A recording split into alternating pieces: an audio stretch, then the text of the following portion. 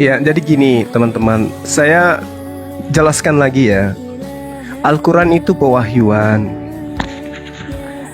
Jadi apapun yang kemudian tertera di dalamnya, ketika Anda mengatakan kitab Anda adalah kitab sejarah, ya silakan dengan sejarah Anda. Coba Anda kokohkan sejarah itu, seperti apa keberadaannya. Kalau Anda mengatakan teologi yang menabrak histori itu adalah satu kesalahan yang fatal, maka saya katakan coba histori yang ada di dalam internal Yahudi.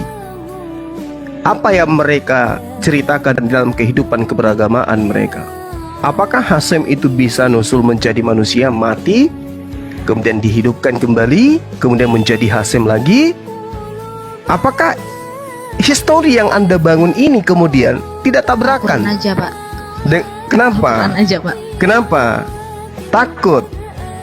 Enggak, ya. Sejarah kitab Anda. Dengar dulu. Sejarah yang Anda katakan sejarah di kitab saudara, apakah bisa menabrak teologi yang ada dalam internal Yahudi? Yang mana yang benar nih? Sejarah buatan gereja atau teologi yang dibangun oleh kitab Torah? Sementara Kristen itu dibangun dari kitab Septuaginta, bukan dari kitab yang asli, dari milik Nabi Musa. Itu yang perlu Anda pahami. Kenapa saya katakan kitab saudara itu tidak punya legitimasi? Penulis-penulisnya memang tidak kredibel.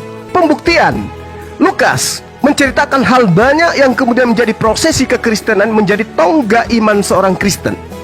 Yesus ada nggak pernah bertemu dengan Lukas? Yesus ada nggak pernah memberikan legitimasi kepada Lukas? Itu dulu. Kalau tidak ada, sejarah Anda sejarah buta. Kenapa? Yesus tidak pernah bertemu Lukas, Yesus tidak pernah bertemu dengan Paulus. Lalu Anda mengatakan, oh sejarah apa itu? Lawang penulis kitab Anda sendiri tidak pernah bertemu dengan sumber. Siapa sumbernya? Yesus. Apa pernah Yesus bertemu berhadapan muka dengan Lukas, duduk bersama dengan Paulus, duduk bersama dengan Markus? Apa pernah? Tidak pernah. Jadi sejarah yang Anda katakan sejarah adalah buah bibir dari penulis kitab saudara, lalu kemudian Anda ingin menabrakkan terhadap pewahyuan. Keliru Anda. Kenapa?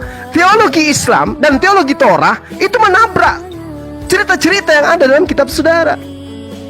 Cerita yang dibangun yang dikatakan sejarah itu nabrak semua pewahyuan, baik dari kitabnya orang Yahudi maupun kitabnya umat Islam.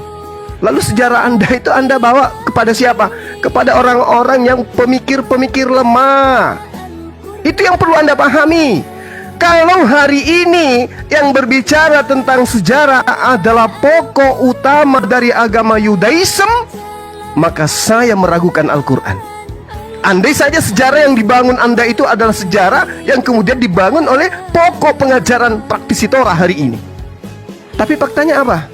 Kristen itu besar di mana?